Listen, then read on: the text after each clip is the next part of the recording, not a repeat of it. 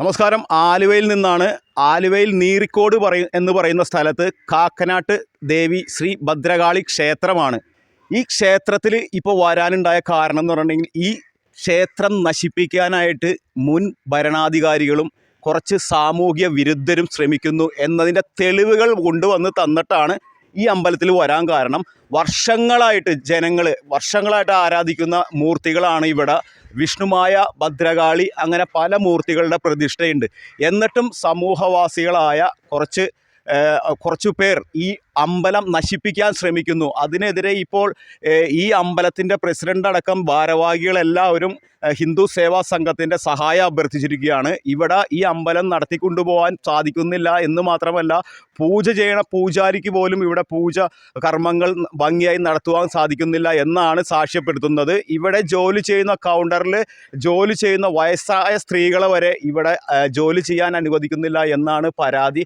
പലതരത്തിലുള്ള പരാതികളും പോലീസ് സ്റ്റേഷനിലും മറ്റും കൊടുത്തിട്ട് ആരും തിരിഞ്ഞു നോക്കുന്നില്ല എന്നാണ് പറയുന്നത്. അപ്പോൾ നമുക്ക് എന്താണ് ഇവരുടെ പ്രശ്നങ്ങൾ എന്ന്, ഇവർക്ക് ഈ അമ്പലത്തിൽ നേരിടുന്ന ഭീഷണി എന്താണ് എന്ന് നമുക്ക് ഇവിടുത്തെ ജീവനക്കാരോടും ഭക്തരോടും ചോദിക്കാം. വരൂ. ഇതൊന്ന് ശ്രദ്ധിച്ചു നോക്കും. ഇതൊരു ഹോമകുണ്ടമാണ്. ഇതിൽ ആചാര്യന്മാർ വന്നിരുന്ന് നമ്മുടെ ഹിന്ദു ആചാരപ്രകാരമുള്ള സുദർശന ഹോമം, ഗണപതി ഹോമം, അങ്ങനെ നിരവധി ഹോമങ്ങൾ നടത്തുന്ന ഇതിൻ്റെ ഇത്രയും പവിത്രവും പരിശുദ്ധമായിട്ടുള്ള ഈ ഹോമകുണ്ടത്തിൻ്റെ അടുത്ത് വന്നിരുന്നിട്ട് മദ്യപിക്കുക എന്ന് പറയുമ്പോൾ അവരെ ഏത് തരത്തിൽ പെടുത്താൻ പറ്റും നോക്കും. ഛർദ്ദിച്ചിടുക. ന്യൂ ഇയറിൻ്റെയൊക്കെ തലേ ദിവസം ഡിസംബർ 31 ഇവിടെ ഛർദ്ദിച്ചിട്ടിട്ട് ഇവിടെ അടിച്ചെളിയക്കാരിയായിട്ടുള്ള ചേച്ചി പറയണം, ഞാനിവിടെ വന്നിട്ട് ഇതെങ്ങനെ ഇത് കഴുകും, വൃത്തിയാക്കും, അത്രയും വയസ്സായിട്ടുള്ള ആൾക്കാർ. ഒരിക്കലും ഒരു ഹിന്ദുമതത്തിൽപ്പെട്ടവരോ അല്ലെങ്കിൽ വേറൊരു ഇതിൽപ്പെട്ട ആൾക്കാർ പോലും, വിശ്വാസികളല്ലാത്തവർ പോലും ചെയ്യില്ല ഇത്ര നീചമായ പ്രവൃത്തി. കാരണം അത് വന്ന് 2 ദിവസത്തോളം കഴുകി ഇവിടെ വൃത്തിയാക്കി ഇവിടെ ശുദ്ധീകരിച്ച് പുണ്യാകം തളിച്ചിട്ടാണ് പിന്നീട് ഇവിടെ ഹോമമൊക്കെ നടത്തിയിട്ടുള്ളത്. അപ്പോൾ അത് അവരെ സംബന്ധിച്ച് കഴിക്കുക, അത് കഴിഞ്ഞ ശേഷം അത് ഓവറായിട്ട് കഴിച്ച ശേഷം അത് അവിടെ തന്നെ ഛർദ്ദിച്ചിടുക, പിന്നെ മത്സ്യമാംസാദികൾ ഇവിടെ കൊണ്ടുവന്നിടുക. ഒരാളും പണ്ട് നമ്മൾ പുരാണങ്ങളിലൊക്കെ കേട്ടിട്ടുണ്ട്, അസുരവർഗത്തിൽപ്പെട്ട ആൾക്കാർ മഹർഷിമാർ പൂജ നടത്തുന്ന സമയത്ത് അവരുടെ പൂജ മുടക്കാൻ വേണ്ടിയിട്ട് പല കാര്യങ്ങളും ചെയ്യുക. അതേ തരത്തിലുള്ള പ്രവൃത്തിയാണ് ഈ ചെയ്തുകൊണ്ടിരിക്കുന്നത്. ഒരിക്കലും മനുഷ്യ മനസാക്ഷിയിൽപ്പെട്ട ആരും ഇവർക്ക് മാപ്പ് കൊടുക്കില്ല. അപ്പോൾ ഈ ക്ഷേത്രത്തിനെ ഏത് വിധേനയും നശിപ്പിക്കുക എന്നുള്ള ദുരുദ്ദേശത്തോടു കൂടി ഇതിൽപ്പെട്ട കുറച്ച് ആൾക്കാർ ചെയ്യുന്നതാണ്. ഞാൻ ഈ കഴിഞ്ഞ വൃശ്ചികം 1 തലേ ദിവസം, അതായത് കൃത്യമായിട്ട് ഞാൻ നവംബർ 16 തോന്നുന്നു, തുലാമാസം 30 ഞാനും എൻ്റെ ഭാര്യയും കൂടി ഈ ക്ഷേത്രത്തിൽ ഇവിടുത്തെ ശാന്തിയുടെ നിർദ്ദേശപ്രകാരം നിറമാലയും ദേവിക്ക് ചാർത്താനുള്ള മുല്ലപ്പൂവും കദളിപ്പഴവും ഒക്കെ ആയിട്ട് വന്ന സമയത്ത് ഈ മതിലിന് ചുറ്റും, ക്ഷേത്രത്തിൻ്റെ ചുറ്റുമതിലിന് ചുറ്റും നിന്നിട്ട് കമ്പിടിയായിട്ട് വന്ന് എൻ്റെ വണ്ടി അടിക്കാൻ പോവുക, ഇറങ്ങടാന്ന് പറയുക. ലാസ്റ്റ് ഞാൻ ആലുവ വെസ്റ്റ് പോലീസ് സ്റ്റേഷനിൽ അവിടെ നിന്നുകൊണ്ട് തന്നെ വളരെ ടെൻഷനോടുകൂടിയാണ് ഞാൻ വിളിച്ചത്. കാരണം ഞാൻ പുറത്തോട്ട് ഇറങ്ങി എന്നെ കൊന്നുകളയും. അത്രയും ഭീകരമായ അന്തരീക്ഷത്തിൽ ഞാൻ ആലുവ വെസ്റ്റ് പോലീസ് സ്റ്റേഷനിലേക്ക് വിളിക്കുകയും ഒരു 15 മിനിറ്റ് കൊണ്ട് തന്നെ പോലീസ് ഉദ്യോഗസ്ഥരുടെ സ്ഥലത്ത് വരികയും ചെയ്ത്. അപ്പോൾ കുറച്ച് പേരൊക്കെ ഓടിക്കളഞ്ഞു. ബാക്കി കുറച്ച് പേരോട് അവർ വാണിംഗ് കൊടുത്തു, ഇവിടെ നിൽക്കരുത്. എന്നെയും എൻ്റെ ഭാര്യനെയും എൻ്റെ ഒരു അമ്മായിയുടെ മകനും ഉണ്ടായി. അദ്ദേഹത്തിന് സുരക്ഷിതമായിട്ട് അവർ പറഞ്ഞു, നിങ്ങൾ ടെൻഷൻ ആവേണ്ട, വീട്ടിലോട്ട് വയ്ക്കുള്ളൂ, എന്തെങ്കിലും കാര്യങ്ങളുണ്ടെങ്കിൽ നമുക്ക് അടുത്ത ദിവസം റിട്ടേൺ കംപ്ലയിൻറ്റ് തരാൻ പറഞ്ഞു. അങ്ങനെയാണ് ഞാൻ ഇവിടെ നിന്ന് രക്ഷപ്പെട്ടു പോയത്. അപ്പോൾ ഇത്തരത്തിലുള്ള പ്രവൃത്തികളാണ് ഇത് പറയാനുള്ളത്. ഇത് ശരിക്കും പറഞ്ഞിട്ടുണ്ടെങ്കിൽ എത്രയും പെട്ടെന്ന് ഇത് സമൂഹത്തിൽ എല്ലാവരും അറിയിച്ച് ഇതിന് ഹിന്ദു സേവാ സംഘത്തിൻ്റെതായ എല്ലാ സപ്പോർട്ടും നമുക്ക് കിട്ടണം. ക്ഷേത്രവിശ്വാസിയാണോ? അതെ. പേരൊന്ന് പറയൂ. എൻ്റെ പേര് ഷാലി പുഷ്കരൻ.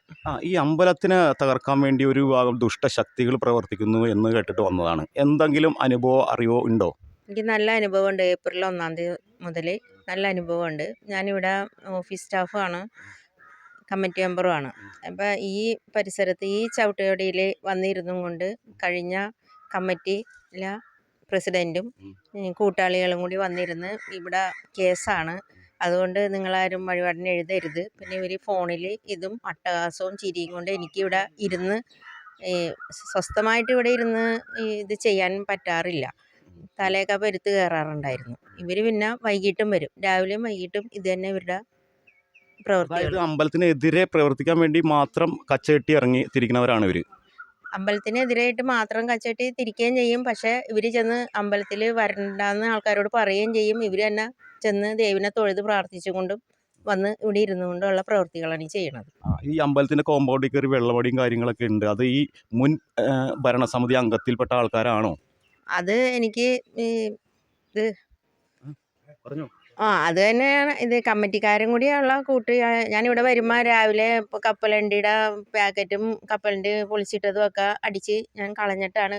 2-3 ദിവസമൊക്കെ ഞാൻ അടിക്കാണ്ടിരിക്കും. ഞാൻ എന്തിനാ ഇത് അടിക്കണേന്ന് വിചാരിച്ച്. പിന്നെ ഞാൻ അടിച്ച് കളഞ്ഞിട്ടാണ് ഞാൻ. ഛർദിലും മറ്റും കിടക്കുക, കോഴിക്കാലൊക്കെ കിടക്കാറുണ്ടെന്നൊക്കെ പറയുന്നത് ശരിയാണോ? ഛർദ്ദിച്ച ഒരു തവണ ഇട്ടിട്ടുണ്ടായി. കോഴിക്കാലൊക്കെ കിടപ്പുണ്ടായിരുന്നു. അപ്പം ന്യൂ ഇയറിൻ്റെ അന്നൊക്കെ ഇവിടെയാണ് പാർട്ടി ഇവരല്ലേ? ആയിരിക്കും.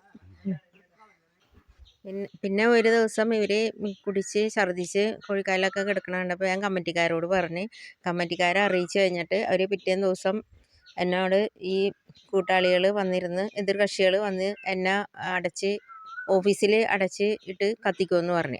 അപ്പോൾ അന്ന് തന്നെ ഉച്ചയ്ക്ക് ഞാൻ പോയി ഭീഷണിപ്പെടുത്തുകയാണോ ചെയ്തത്? ഭീഷണിപ്പെടുത്തി. അപ്പോൾ അത് 5-8 പേരുണ്ടായിരുന്നു. കംപ്ലൈന്റ് ഒന്നും കൊടുത്തില്ല സ്റ്റേഷനിൽ? അന്ന് ഉച്ചയ്ക്ക് തന്നെ ഞാൻ കംപ്ലൈൻറ്റ് കൊടുത്തായിരുന്നു. അതിന് ഒരാഴ്ചയായിട്ടും പോലീസുകാർ അന്വേഷിക്കാൻ വന്നില്ല. അതൊക്കെ കഴിഞ്ഞിട്ടാണ് പിന്നെ പോലീസുകാർ അന്വേഷിക്കാൻ വന്നത്. ഏത് സ്റ്റേഷനിലാണ് കംപ്ലൈന്റ് കൊടുത്തത്? ആലങ്ങാട്, ആലുവ. അതായത് റൂമിലിട്ട് കത്തിക്കും എന്നല്ലേ, വധശ്രമ ഭീഷണിയല്ലേ നടത്തിയേ? അതെ, വധശ്രമം ഭീഷണിയായിരുന്നു. എന്നിട്ട് പോലീസ് വന്നിട്ട് എന്തായിരുന്നു പിന്നെ നടപടി? പോലീസ് വന്നിട്ട് എന്നോട് സാക്ഷികൾ വേണമെന്ന് പറഞ്ഞു. അപ്പം സാക്ഷികളെയൊക്കെ എതിരാളികൾ, ഇവരെ പേടിയാണോ സാക്ഷികൾക്ക് പേടിപ്പിച്ച് നിർത്തിയാക്കിയാണ്. ഇവർക്കെതിരെ തുറന്നു പറയാനായിട്ട് ധൈര്യമില്ല ഇവിടുത്തെ ആൾക്കാർക്ക് ധൈര്യമില്ല. ഓക്കെ, അപ്പോൾ ഇത് നിയമപരമായിട്ട് നേരിടണം എന്നാണ് ചേച്ചിയുടെ അഭിപ്രായം? എൻ്റെ അഭിപ്രായം അത് തന്നെ. സ്വസ്ഥമായിട്ട് ഇവിടെ ജോലി ചെയ്യാൻ അനുവദിക്കണം.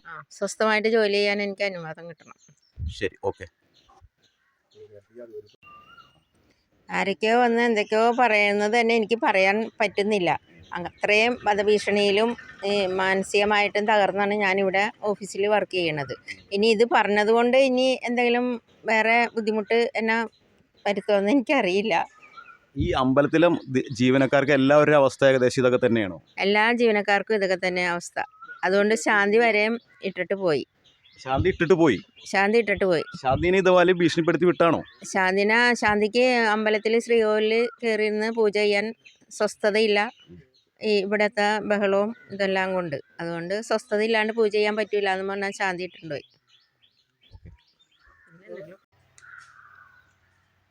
നമസ്കാരമുണ്ട്. നമസ്തേ. പേരൊന്ന് പറയാവോ? എൻ്റെ പേര് സാബു. ഇവിടെ എന്താണ് ഈ അമ്പലത്തിലിപ്പോൾ നമ്മളൊരു ഉപാസനയായിട്ടാണ് നോക്കണത്. പണിയായിട്ടൊന്നും ഞാൻ കാണാറില്ല. ക്ഷേത്രത്തിൽ അത്യാവശ്യം നല്ല രീതിയിൽ പൂജയൊക്കെ നടത്താൻ പറ്റുന്നുണ്ട്. അതുപോലെ നല്ലൊരു പോസിറ്റീവായിട്ടുള്ള എനർജിയൊക്കെ ഉണ്ട് നമുക്കിവിടെ പൂജിച്ചിട്ടും. മേൽശാന്തിയാണോ ഇവിടുത്തെ?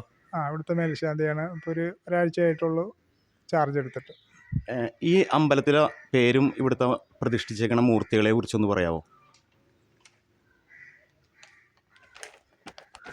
നീർക്കോട് കാക്കനാട്ട് ശ്രീ ഭദ്രകാളി ക്ഷേത്രം എന്നാണ് അതിൻ്റെ പേര്. മൂർത്തികൾ ആരൊക്കെയാണ്?